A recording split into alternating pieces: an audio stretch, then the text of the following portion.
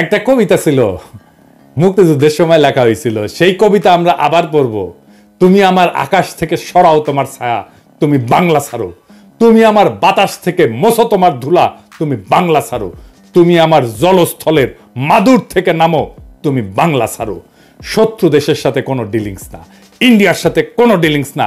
যারা শত্রু দেশের সাথে হাত মিলাবে তাদের ক্ষমা নাই। ইনকিলাব জিন্দাবাদ।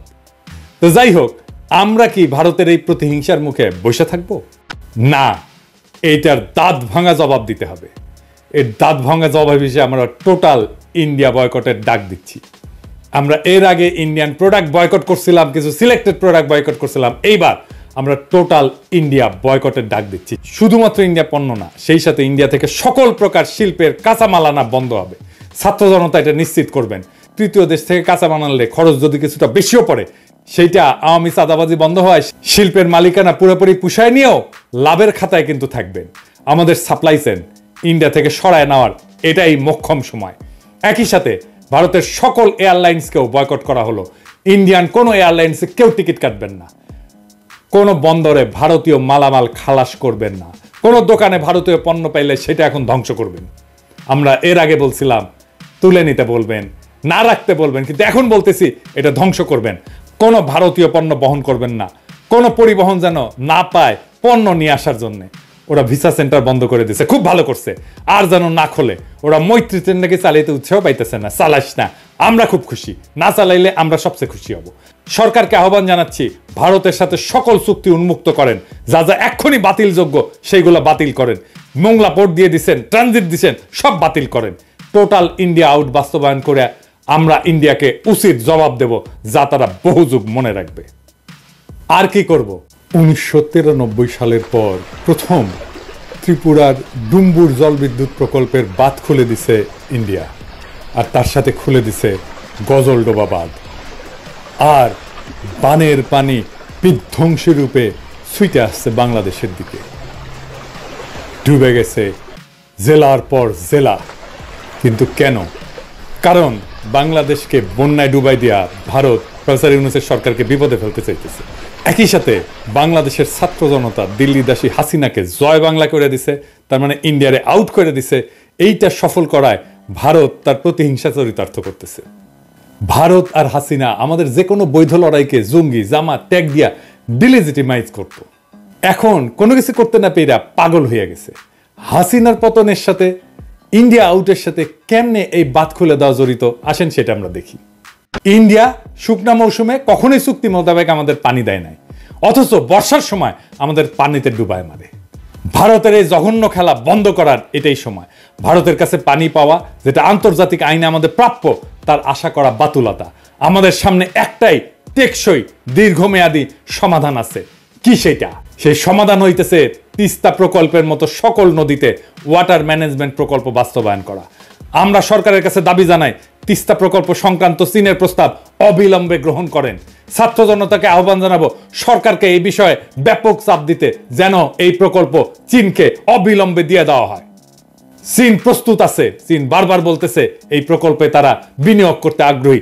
এই প্রকল্প চীনকে দিয়ে দেন, ইন্ডিয়ার গালে 2 থাপ্পড় দেওয়া হবে আমরা যদি এই প্রকল্প চীনকে দিয়ে দিই।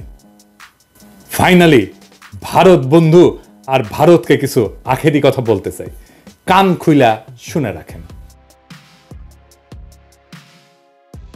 অনেকে মনে করেন ভারত বড় দেশ, আমাদের ঘিরা আছে, উরে বাবা, হ্যাঁ আমাদের খায়া ফেলবে। হ্যাঁ জি না, ভারত আমাদের ঘিরা নাই, আমরা ভারত দিয়ে বেষ্টিত না। ভারত বরং চারিদিকে শত্রু রাষ্ট্র দিয়ে বেষ্টিত। সরাসরি শত্রু না হইলেও তারা ভারত চারিদিকে ওর হোস্টাইল টেরিটরি। আর আমরা তিস্তার চায়নাকে ডেকে না চিকেন নেক চাইপা ধরবো। 15 বছর ফ্যাসিবাদের ঘানি টানাইছে ইন্ডিয়া। এইটার মূল্য ইন্ডিয়াকে চুকাইতে হবে কড়ায় গন্ডায় আগামী 50 বছর ধইরা। ফারাক্কা বাংলাদেশের এক জ্বলন্ত সমস্যা। পদ্মায় সেতু হয়েছে, কিন্তু ফারাক্কা আমাদের পদ্মাই শুকিয়ে ফেলেছে। পদ্মা নদী আমাদের পূর্ববঙ্গের বসতি, জীবন আর জীবিকার ছিল মূল উপাদান। ফারাক্কা এই মরণ ব্যারেজের কারণে আমাদের নদী নির্ভর জীবন, ভূপ্রকৃতি একেবারেই নষ্ট হয়ে গেছে। আমি মনে করি বাংলাদেশের কোনো সরকার ফারাক্কা ব্যারেজের সংকট কিভাবে ফয়সালা করা যাবে এটা নিয়ে বুদ্ধিদীপ্ত সমাধানের পথ খোঁজেনি। এক পক্ষ ভারতের কাছে আরেকটু পানির জন্য ধর্ণা দিয়েছে, আর এক পক্ষ ফারাক্কা ব্যারেজের ওছিলায় ভারত বিরোধী রাজনীতি করে গেছে সমাধানের পথ খোঁজেনি। কিন্তু পদ্মা ক্রমাগত শুকিয়েছে, আমাদের সংকট কাটেনি। মেধা আর কৌশলের যুগপথ প্রয়োগে আমরা যে সমস্যা অনেক আগেই সমাধান করতে পারতাম, সেটা আমরা করতে ব্যর্থ হয়েছি। কিভাবে এই সমস্যার সমাধান করা যাবে সেটা খুঁজে দেখার জন্য আমরা এই আলাপটা 4টা পর্বে ভাগ করে আলাপ করব। প্রথমে আমরা দেখব দ্বিতীয় ভাগে আমরা দেখব ফারাক্কা ব্যারেজ দিয়ে ভারতের উদ্দেশ্য সফল হয়েছে কিনা। তৃতীয় ভাগে আমরা দেখব কেন ফারাক্কা ব্যারেজ দিয়ে ভারতের উদ্দেশ্য সফল হয়নি।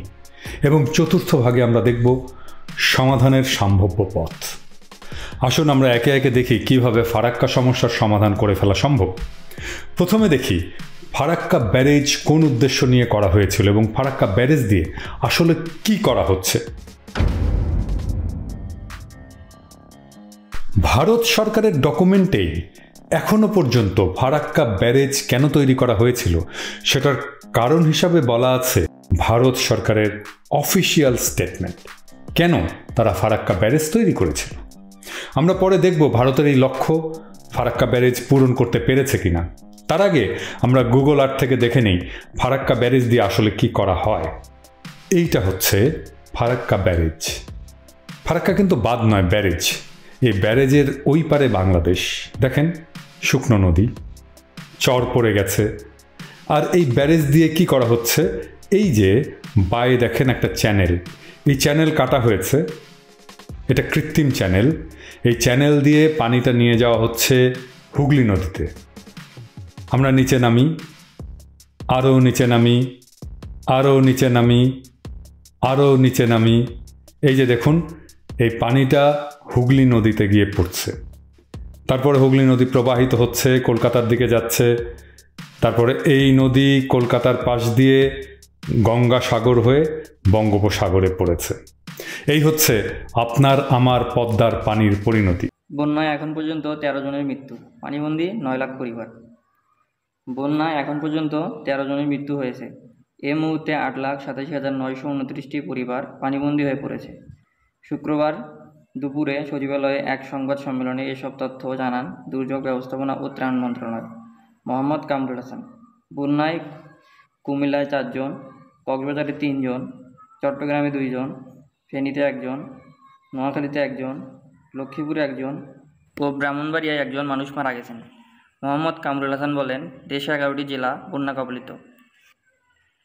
জেলাগুলো হলো ফেনী, কুমিল্লা, নোয়াখালী, লক্ষ্মীপুর, ব্রাহ্মণবাড়িয়া, চট্টগ্রাম, কক্সবাজার, খাগড়াছড়ি, সিলেট, মৌলভীবাজার ও হবিগঞ্জ।